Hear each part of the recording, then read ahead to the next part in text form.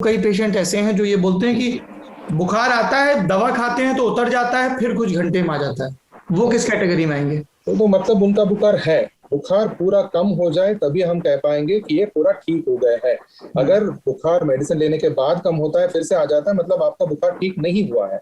बुखार एटलीस्ट 48 घंटे 48 आवर्स तक, 2 दिन तक अगर आपका बिल्कुल चले जाए और बिना पैरासिटामोल के आप बिना बुखार के रह पाए, तब हम कह सकते हैं हाँ आप ठीक हो रहे हैं। मगर अगर ऐसे ही बुखार चलता रहा 6 दिन से ज्यादा, तो बहुत ही हाई पॉसिबिलिटी है कि इनका बुखार बढ़ता ही जाएगा और कोई कॉम्प्लिकेशन हो सकता है। दूसरी बात, एक चीज है व्हाट इज कॉल्ड बाईफेसिक इलनेस, मतलब आपके पहले 2 दिन बुखार आ गया, तीसरे दिन, चौथे दिन, पांचवें दिन आप बिल्कुल ठीक है, पर छठवें दिन फिर से आपका फीवर आ गया।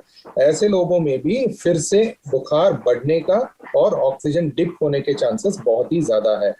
और तीसरी बात, कुछ ब्लड टेस्ट, बहुत ही सिंपल से ब्लड टेस्ट है, WBC काउंट करके हम कहते हैं। ये हमने देखा है हमारे पेशेंट्स में कि जिनका भी WBC काउंट लगातार 1 या 2 दिन 4000 से कम है ना, तो ये भी, इनका भी बुखार बहुत दिन जा सकता है और इनके भी ऑक्सीजन गिर सकता है। तो ऑक्सीजन के अलावा व्हाइट ब्लड सेल का काउंट टेस्ट करवा लें, डॉक्टर अगर सलाह दे तो ये जरूरी नहीं है कि आपके अगर सिम्टम्स बहुत ही कम है, माइल्ड है, कि आप जाके अपना टेस्ट करा लीजिए, ये जरूरी नहीं है।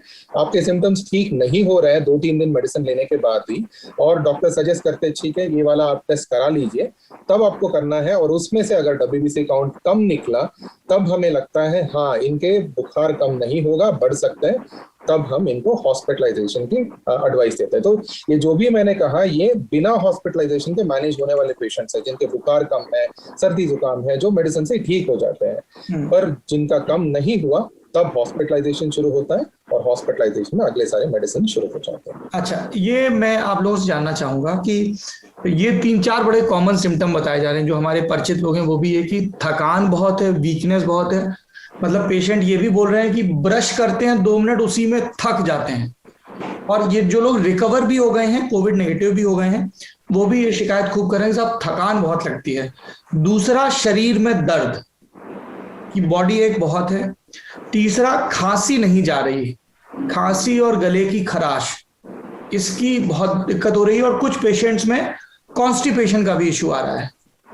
तो ऐसे पेशेंट्स को क्या करना चाहिए डॉक्टर साहब?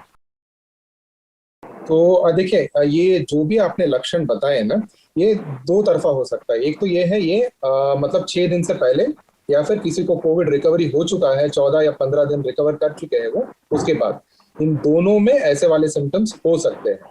अगर किसी को बुखार है या कॉन्स्टिपेशन है या शरीर में दर्द है जो पहले 6 दिन में आ गए, बहुत ज्यादा चांस है, अगर इनके कोई रिस्क फैक्टर, जो मैंने कहा ना रिस्क फैक्टर अगर नहीं है, धीरे धीरे मेडिसिन के हिसाब से ये कम हो जाएंगे।